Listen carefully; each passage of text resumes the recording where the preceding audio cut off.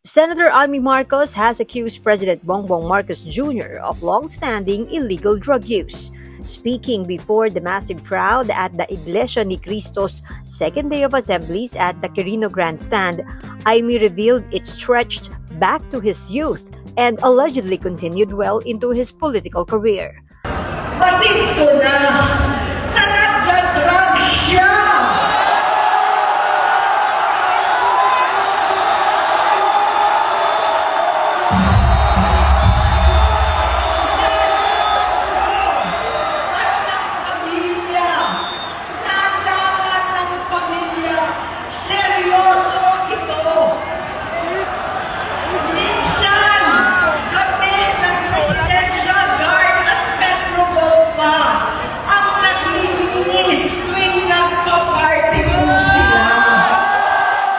Amy confesses pushing her brother to marry Lisa Araneta, believing this would steer him away from his alleged vices.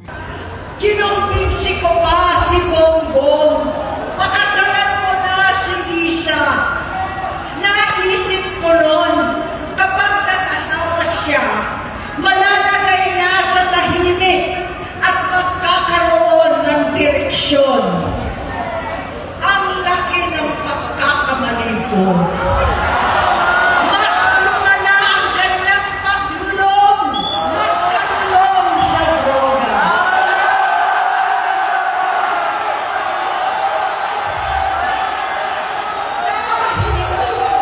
Parehas pa na silang mag-asawa.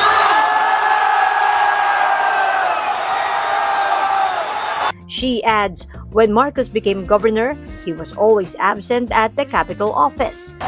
Tuwing kukumprontahin ko siya, ay nagsasabi siyang magbabago na siya, aalisin na niya ang bisyo. Hanggang sa may nagsumbong na naman sa akin, na sa paggising pa lang sa umaga, kasabay ng almusal, marijuana pala. Amy further claims that as Marcos rose in public office, he and his wife supposedly shifted to microdosing cocaine.